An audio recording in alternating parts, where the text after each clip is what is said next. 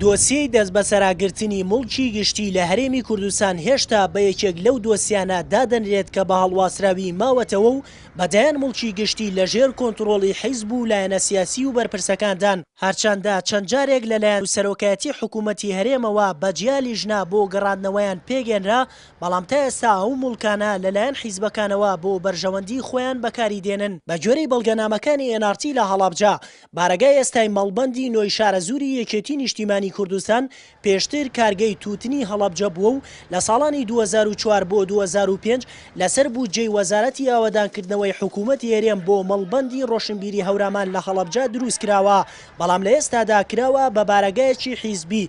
لێپرسراوانی مەڵبەندەکەی یەکێتی لە هەڵەبجەش دەڵێن مانگانە کرێ بە مەڵبەندی ڕۆشنبیری هەورامان دەدەین، بەڵام ئەیوب ڕۆستەم هەورامی بەرپرسی مەڵبەندی ڕۆشنبیری هەورامان ئەو وتانەی بەرپرسانی یەکێتی نیشتیمانی ڕەت دەکاتەوە و دەڵێت نە ئاگاداری دروستکردنی ئەو بینایین و نەپارەی کرێشمان وەرگرتووە.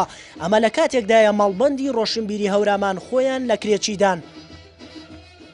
ئەم بینا دروست کراوە بۆ مەڵبەندی ڕۆشنبیری هەورامان. ئێمەش تا ئێستاش مانگانە مانگی 2 میلیۆن دینار بە مەڵبەندی ڕۆشنبیری هەورامان دێن لە کاتێکدا هەمووی ئەرزەکەی کاتی خۆی ئێمە ئینمان کرد و خۆشمان تەرپەرچیکردنەکەیمان کرد، بەڵام ئێستا مانگانە مانگی 2 میلیۆن دینار بە مەڵبەندی ڕۆشنبیری هەورامانە دێن کە بینەمان لێ بەکرێگرتن. جگە لە بینای مەڵبەندی نۆی یەکێتی لە هەڵەبجا کە موڵکی گشتیە، حیزبی سۆسیالیست مەڵبەندەکەیان موڵکی وەزارەتی پیشەسازیە و بارگایەکی تری هەمان حیزب لە موڵکی سەرۆکایەتی شارەوانی هەڵەبجەدایە و بارگای مەڵبەندی یەکی کۆمەڵی ئیسلامیش لە هەمان ناوچە لە بنەڕەتدا موڵکی وەزارەتی کارەبایە، بەڵام وەک خۆیان دەڵێن لە حکوومەتیان کڕیوە.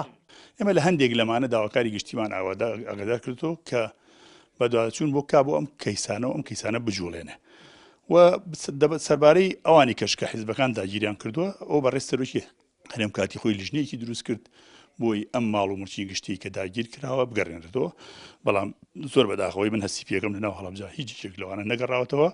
هەرچی بزوتنەوەی ئیسلامیشە لە هەڵەبجا بارەگاکەی لە موڵکێکی حکوومەتدایە کە پێشتر بۆ نەخۆشخانەی منداڵبوون دروستکرا بوو. پارتی دیموکراتی کوردستانیش بارەگای لەقی 12 لەسەر زەویەک دروست کراوە کە پێشتر موڵکی شارەوانی بوو و بەرپرسانی ئەو حیزبەش دەڵێن ئەو زەویەیان لە حکوومەت کڕیوە.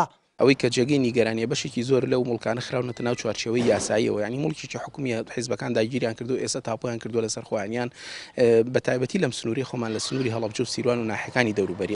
دەست بە سەراگرتن و نەگەڕاندنەوەی موڵکە گشتیەکان لە هەرێم لەلایەن حیزبەکانەوە لە کاتێکدایە بەدایاندام و دەستگای حکومی بەهۆی نەبوونی بینای تایبەتەوە بینایان بەکرێگرتووە و ساڵانە بە سەدان ملیۆن دینار بۆ کرێی بینای ئەو دام و دەستگانە خەرج دەکرێت. لە هەڵەبجەش تا ئێستا ژمارەیەک لە فەرمانگە و بەڕێوەبەرایەتیەکانی حکوومەت لە خانووی کرێدان. وریە حەمەکەریم NRT هەڵەبجە.